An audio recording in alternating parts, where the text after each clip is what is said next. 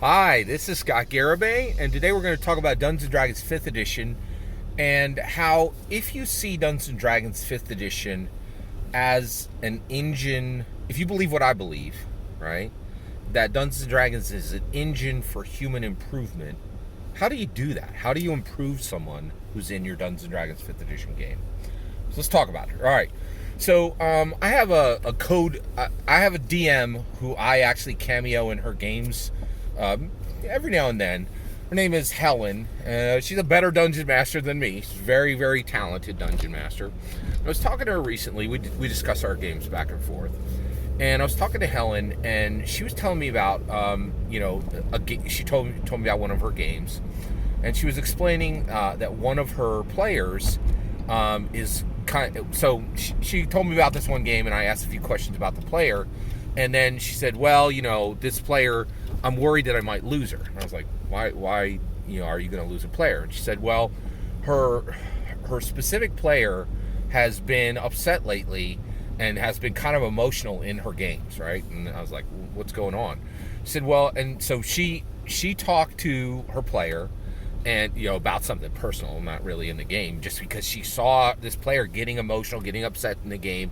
And so Helen explained to me that this player she has, I'm not even going to say the player's name, just you keep it at respecting that person's just trying to be discreet here. So basically this player, she's about 3 years out of college now, and the problem that she currently has, what's upsetting her, is she can't visit her mom. And I was like, well, why can't she visit her mom? Well, she said the reason she can't visit her mom is her mom recently got a dog. So her mom has a friend, and like many people today, she had to change where she lives. Right? She had a home, and and her mom's friend ended up having to move out of their home, right, and move into an apartment, right, and the apartment where they went to did not take pets. So, this player's mother took in her friend who had to move out of her house and move into an apartment, took her dog, okay? And the dog is, and so she took her dog in. So her mother took in this other person's dog because her friend literally could not keep the dog, right? Now, the problem here is Helen's player, all right, about 2 years back, got a really bad bite on her finger from a dog. She was at a barbecue, right, and somebody brought a dog to the barbecue, and at some point Helen's player got bit by the dog, right, and it was about 2 years back. It required stitches, and there was a lot of friction between the dog owner and the person who was hosting the barbecue, and there's like a friend triangle, and there was just friction, right?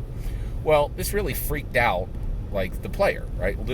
Quite legitimately, right? If you could get bit by a dog, and then but since then, this person doesn't spend any time with dogs. She's just like really freaked out about dogs overall, and now her mom, trying to help her friend, right, has this dog in her home, and now the girl is going to see her very infrequently as possible, because she doesn't want to be around this dog, right? Because she's freaked out by any dogs, right?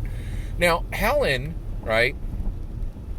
Now, the friend didn't say, she just said, my mom has this dog, and I really don't feel comfortable around the dog, right? Now, Helen knows that she's, that this is coming from this event that happened a couple of years ago, right? So Helen knows her player, and Helen realizes that this player is really freaked out about dogs, right? Like, so can she use her Dungeons and Dragons game to aid with this? And I think the answer is yes, right? So Helen is aware of this problem her friend is having. Her friend is traumatized by this, right? And at this point, her friend needs help with this problem, right? Now, I think a lot of people would say, oh, she should just go to a psychologist, right? Well, not everybody got $200 an hour, right? Like, and so that isn't a solution for everybody, right? So the way I would proceed, and I did explain this to Helen, I said, you should consider this, right? And so what I said is, present a dog in game, right? Next time, so she runs in Faerun, next time she's in Waterdeep, right? And they're going on their adventures, they should encounter a dog, right? Now, just put it in front of the player characters, right? And make it so that the dog is completely well-behaved, right? And try to make it appealing to any of the player characters, right? And then every time in the Dungeons & Dragons game that the dog is present, there should be some kind of a benefit, right? So one, I said what I would do is, your player character group, if any of them take it in, one, you could say, you guys are feeding the dog together, and the dog, and everybody, and a few of the different players, if they pet the dog, if they're doing the same thing and they're treating the dog well, each day when they wake up, the dog is there and and will help keep watch, and the dog has bound the group together, and the whole group starts each day with advantage, right? And then ramp up subtly the benefits that are gained just from the dog's presence. Now, all this does is it just allows Helen's player to see dogs in a good light, right? This isn't guaranteed in any way to help the problem, but it's possible. It is possible that it just plants the seed in the player's mind that not all dogs are harmful, right? And just gives one free way that this player, like not $200 an hour, but Helen's using her knowledge of the player, right? Her ability to control and make the Dungeons & Dragons space a safe space to help with this really debilitating problem that her player has, right? Now, if her player's wealthy, she can just solve the problem by maybe she can solve the problem by going to a psychologist. Maybe. I doubt it, honestly. But not everybody has that kind of money, right? And even if people do have that kind of money, there might be people in their lives who are going to be first in line for mental health right now, right? Like, because as bad a problem as this is, there are way worse problems being had right now, right? So Helen has this way where she can use Dungeons & Dragons 5th edition, in my opinion, safely, carefully, to introduce the idea to her friend that dogs are safe.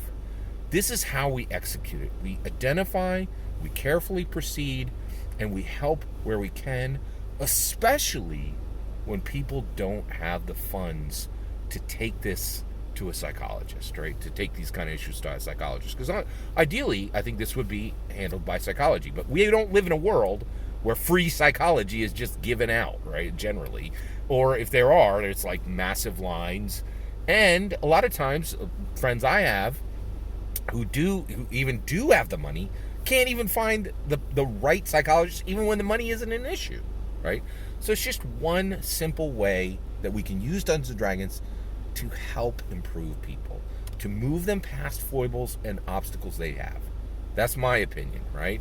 I also know, and me and Helen discussed this, and I said, I think you should proceed like this if you're comfortable, right? But I'm curious what you guys think. Do you agree that Dungeons & Dragons, especially because Dungeon Masters have this really special, often intimate relationship with, not intimate in a romantic way, but intimate in that we know people closely. We know, and sometimes, we can see, not sometimes, we can almost always see other people's foibles more clearly than we can our own, right? And we have this connection with people that not a lot of people today have, right? We see them in their real lives. We see these choices they make with their alternate identities. We help create their alternate identities. We make worlds where they can live. We give them these extra lives, and we have these special relationships with them that are truly and really fundamentally unique. And it gives us an opportunity to help, especially where resources are tight, right? That's my opinion. I'd love to hear your thoughts. Let me know in the comments below. Please consider liking and subscribing. Have a wonderful millennium.